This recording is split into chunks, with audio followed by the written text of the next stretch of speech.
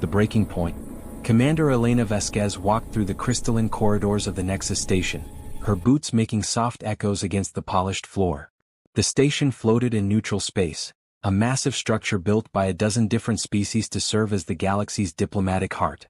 Today marked the 19th month of the Interstellar Trade Summit, and Elena felt the weight of every single day pressing on her shoulders. Her reflection caught in the transparent walls showed a woman in her late 40s, with sharp brown eyes and black hair pulled back in a tight bun. Her dark blue uniform bore the insignia of Earth's diplomatic corps, but the tiredness in her face told a different story. 19 months of talking, compromising, and watching her alien counterparts smile while they slowly tightened the chains around humanity's future. She entered the grand negotiation chamber, a circular room with a dome ceiling that displayed the stars outside. Representatives from 5 major alien confederacies were already seated around the massive table. The Krell Syndicate occupied the largest section, their reptilian bodies covered in expensive jewelry that clinked softly when they moved. Next to them sat the insectoid Vrwenen Empire delegates, their compound eyes reflecting the light in unsettling ways. The Queller Federation, the Maru Collective, and the Talon Assembly filled the remaining positions, each species different in appearance but united in purpose. Elena took her seat across from Ambassador Threxus of the Krell Syndicate. The large reptilian leaned back in his chair, his forked tongue tasting the air. Behind Elena stood her small team, just 3 advisors compared to the dozens that flanked each alien delegation. It had always been this way, humanity coming to these talks with fewer resources, less experience, and more desperation. The session began with High Counselor Xiphon of the Vrwenen Empire clicking his mandibles together, a sound that the translation device rendered as throat-clearing. Commander Vasquez, we have reached a conclusion regarding the treaty terms. After careful consideration by all parties, we present the final framework for human integration into the galactic economy. A holographic document appeared above the table, pages of dense text scrolling slowly through the air. Elena's assistant, Marcus Webb, quickly began reading through it on his data tablet, his fingers moving rapidly across the screen. Elena watched the young man's face grow pale as he processed the information. The terms are simple, Threxus said, his voice smooth and cold. Humanity will share all technological developments with the Confederacy within 30 days of discovery. In exchange, you will receive access to established trade routes and protection under our combined military forces. Elena kept her face neutral, but inside, anger burned hot. And what technology will the Confederacy share with humanity in return? Xiphon's mandibles clicked in what might have been amusement. The treaty provides access to existing civilian technologies, as outlined in Section 47, Paragraph 12. Advanced military and proprietary systems remain under Confederacy control for security purposes. Marcus leaned close to Elena and whispered urgently. Commander, this is worse than we thought. We give them everything, our propulsion research, our artificial intelligence systems, our medical advances. They give us nothing but outdated civilian equipment and the privilege of being protected by their military. Elena nodded slightly, still maintaining eye contact with Threxus. I see. And human territorial rights? Our asteroid mining operations in the outer systems. A delegate from the Maru Collective, a being that resembled a floating mass of tentacles in a containment suit, spoke up. Mining operations will be regulated by the Confederacy Resource Management Bureau. All rare minerals extracted from space within human-claimed territories will be subject to a 70% export requirement to Confederacy members at fixed prices. 70%? Elena's voice remained calm, but everyone in the room heard the edge in it. At prices you set? Fair market prices, Threxus corrected smoothly. Determined by the Confederacy Economic Council, of which humanity would have observer status. Observer status meant no vote, no voice, just the privilege of watching while others decided humanity's economic fate. Elena looked down at her data tablet, where Marcus had forwarded her the complete analysis. Every clause, every paragraph, every seemingly innocent phrase added up to the same thing. Humanity would become a client species, producing wealth and innovation for alien masters while receiving scraps in return. She thought about the millions of humans working in the asteroid belts, the researchers pushing the boundaries of science, the colonists building new homes on distant worlds. All of them would wake up one day to find their work, their discoveries, and their future no longer belonged to them. Commander Vasquez, Xiphon said, his mechanical voice carrying false warmth. Surely you see the benefits of this arrangement. Humanity is young, inexperienced in galactic affairs. This treaty provides security and guidance during your species' development period. Development period. A polite phrase for indefinite servitude. Elena had heard similar words throughout history, always spoken by those who wanted to control others while pretending to help them. How long is this development period? She asked. The alien delegates exchanged glances, their various forms of communication passing between them in ways Elena couldn't fully interpret. Finally, Threxus answered. The treaty contains provisions for review every 50 standard years. 50 years. More than half a human lifetime. And nothing in the treaty guaranteed any changes would be made during those reviews. Elena looked at her small team, seeing the same realization in their eyes. This wasn't negotiation anymore. It never really had been. This was a trap that had been slowly closing for 19 months, and now they wanted humanity to walk in willingly. Marcus's tablet buzzed softly. He glanced at it and his eyes widened. He quickly showed Elena the screen, tilting it away from the view of the alien delegates. It was a message from Earth, encrypted and flagged with the highest security clearance. The message was short: Starcatcher confirmed. They've been moving fleets toward human mining sectors for 6 months. Negotiations were always a distraction. Authorization granted for protocol defiance. Elena read it twice, feeling something cold settle in her chest. Starcatcher was the intelligence operation that had been tracking alien military movements throughout the talks. Protocol Defiance was the emergency plan that had been prepared in case negotiations failed completely.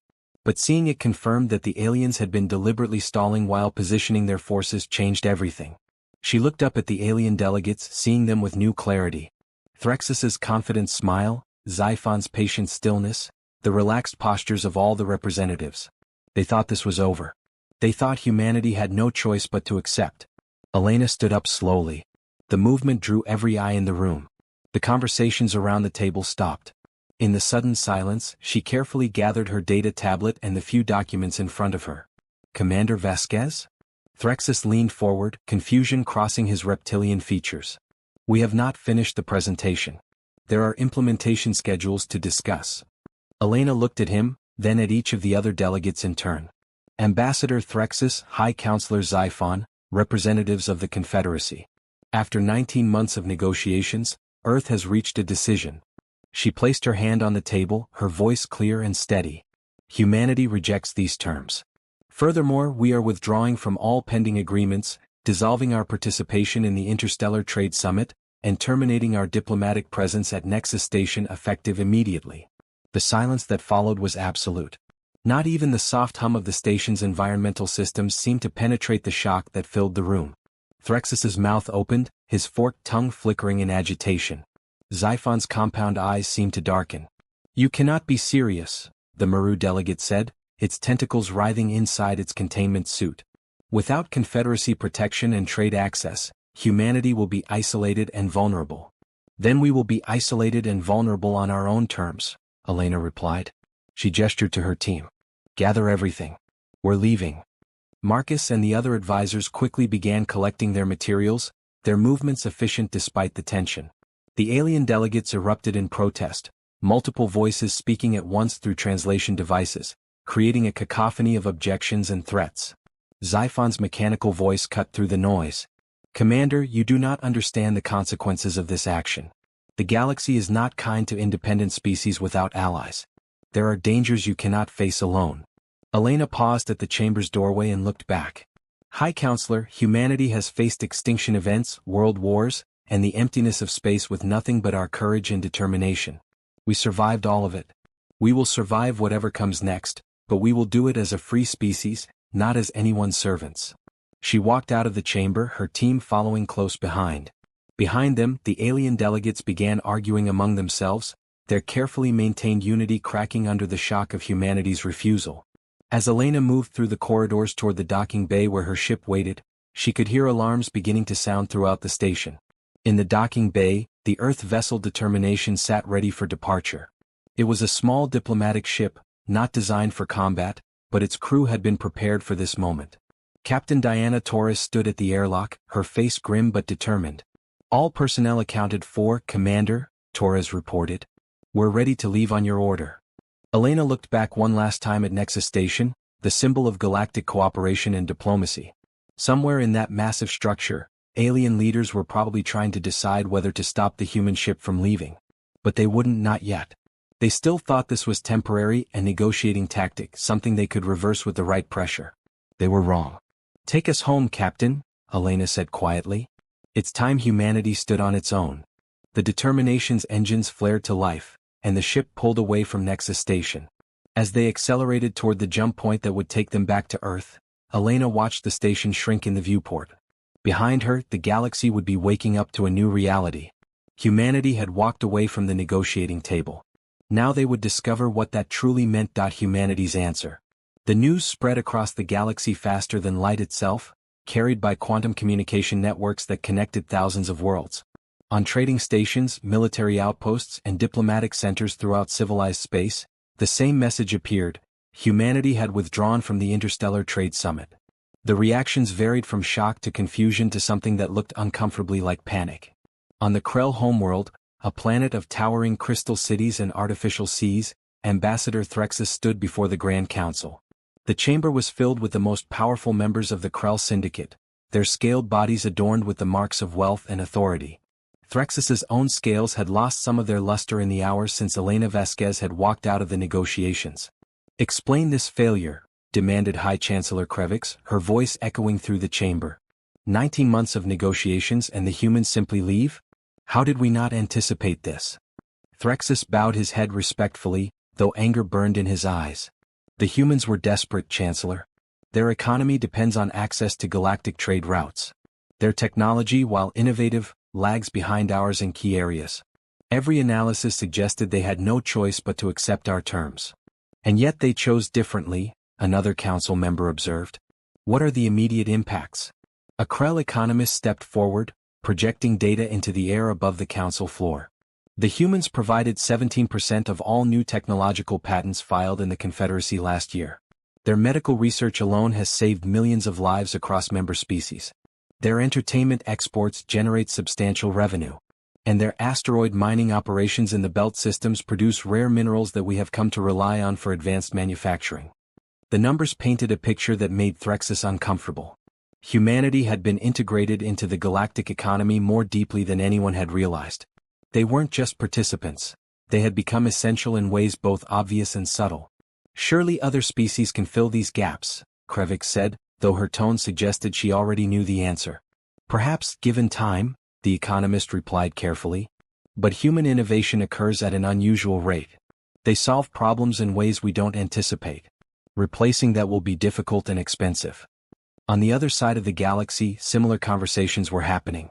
The Vrwenen Empire discovered that their medical facilities depended heavily on human-developed treatments.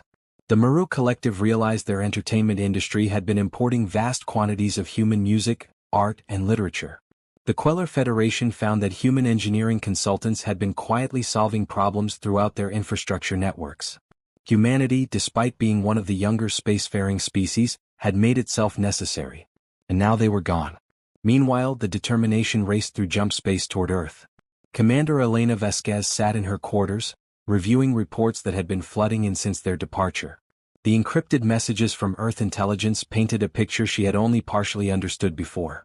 Captain Torres entered without knocking, her expression urgent. "Commander, you need to see this.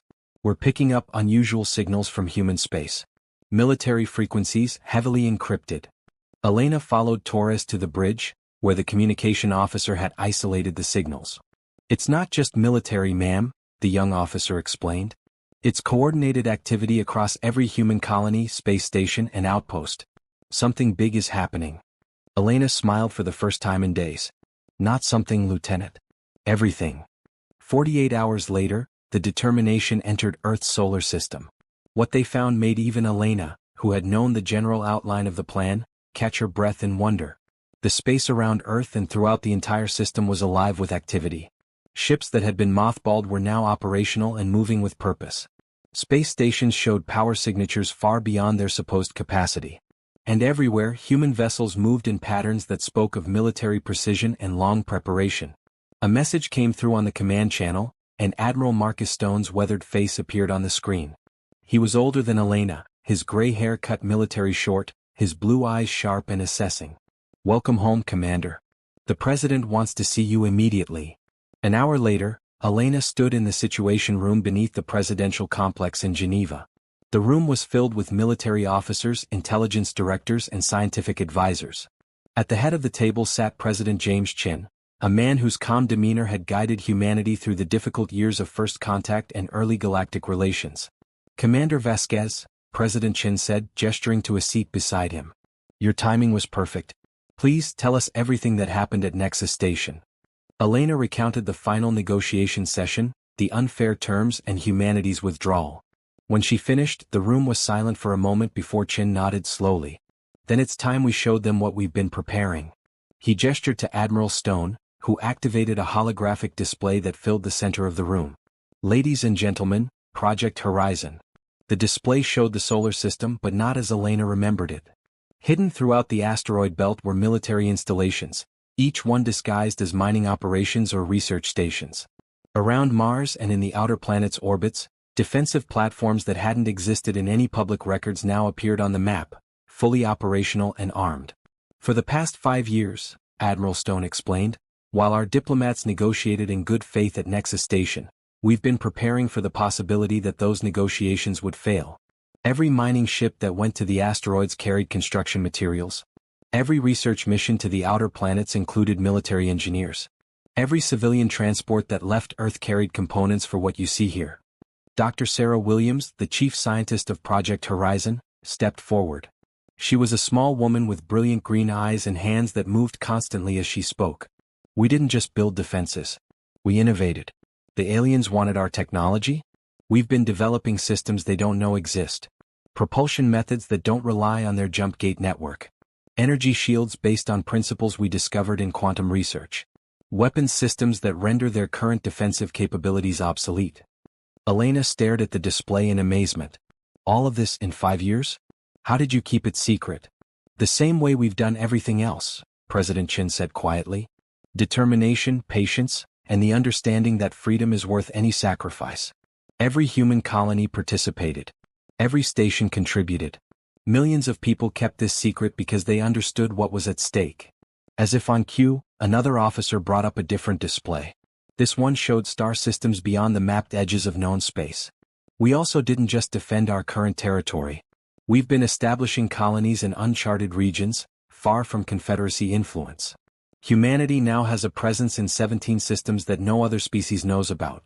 If Earth were somehow conquered, our species would survive and eventually return stronger." The implications were staggering. Humanity hadn't just prepared to defend itself. It had prepared to endure, to outlast any threat, and to emerge as a truly independent power. "Show her the rest," Chin said. Admiral Stone changed the display again, and this time it showed recent alien fleet movements. Krell ships that had been positioned near human mining operations were now pulling back.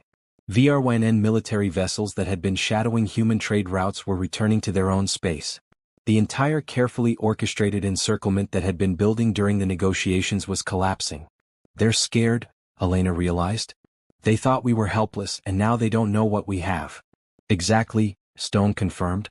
"Intelligence reports indicate they've been detecting unusual energy signatures from our systems. Their long-range sensors are picking up ships and stations that shouldn't exist according to their understanding of our capabilities.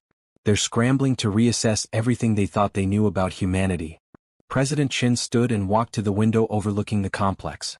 Outside, Geneva sparkled with lights as the day turned to evening. "This morning we received 17 requests for new diplomatic talks. Not demands or ultimatums. Requests. From the same species who tried to turn us into client states." He turned back to face the room. "The Krell Syndicate has offered to negotiate a mutual defense treaty with equal terms. The VRWN Empire wants to discuss technology sharing where both sides benefit fairly. Even the smaller confederacies are reaching out, suddenly very interested in treating humanity as equals." Elena felt a strange mixture of emotions. Relief that war had been avoided. Pride in what humanity had accomplished. But also sadness for the months she had spent in negotiations that had been doomed from the start. So it worked. "We prepared for the worst, and that preparation made the worst unnecessary." "Not entirely unnecessary," Dr. Williams interjected, pulling up another display. "We did have one incident. A Krell patrol thought they could intimidate a human mining operation in the Sigma sector. They sent 3 warships to demonstrate their power. The display showed footage from the encounter. The Krell ships had approached the human mining vessels with weapons charged, clearly expecting the humans to flee or surrender. Instead, what looked like ordinary mining equipment had suddenly transformed. Hidden weapon ports opened, defensive shields activated, and the 3 Krell ships found themselves outmatched and surrounded in seconds. They withdrew immediately, Williams said with satisfaction. And they sent an official apology within the hour, claiming it was a misunderstanding. Word of that encounter has spread throughout the Confederacy. No one else has attempted anything similar. President Chin returned to his seat. Commander Vasquez, you asked how we kept all of this secret. The truth is, we couldn't have done it without people like you. Every diplomat who went to Nexus Station, every negotiator who spent months trying to reach a fair agreement, you all provided the time we needed.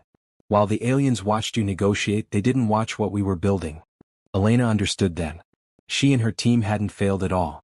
They had been part of the strategy from the beginning, the visible face of humanity that kept alien attention focused on one place while the real work happened everywhere else. We were the distraction. You were the shield, Chin corrected gently. You bought us time with your patience and professionalism.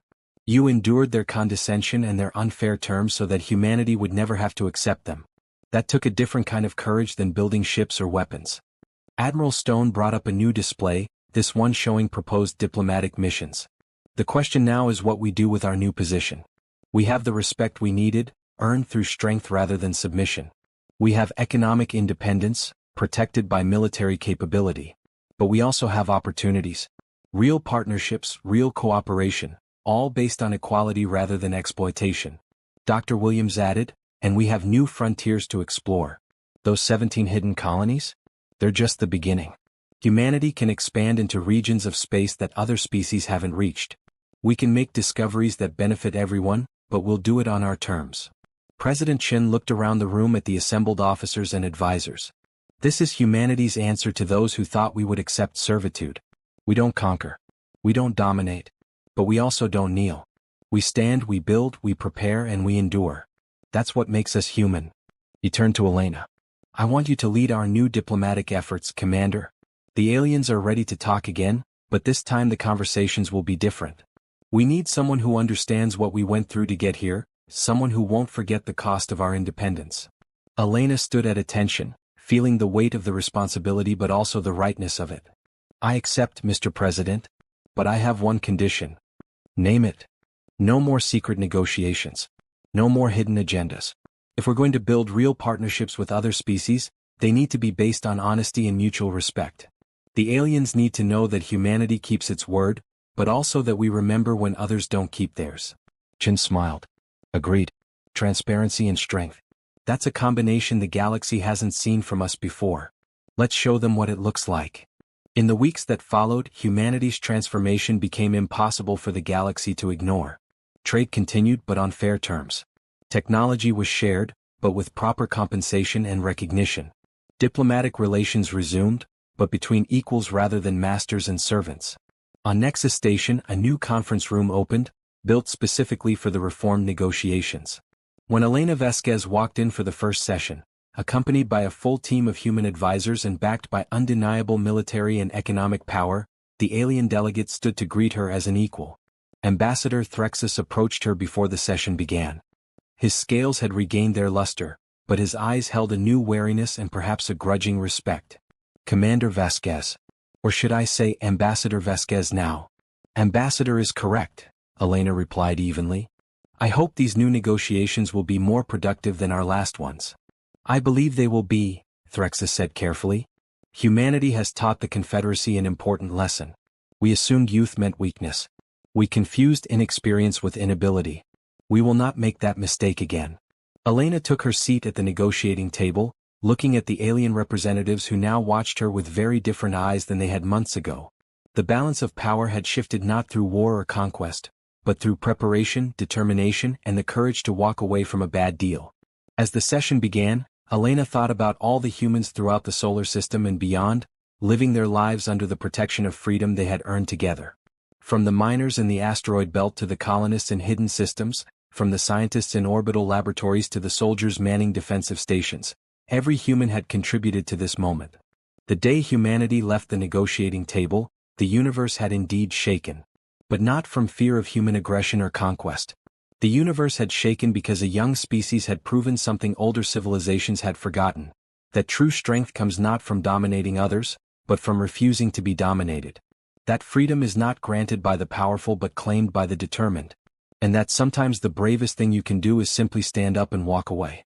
Humanity had stood up. And in doing so, they had shown the galaxy what it meant to truly stand tall.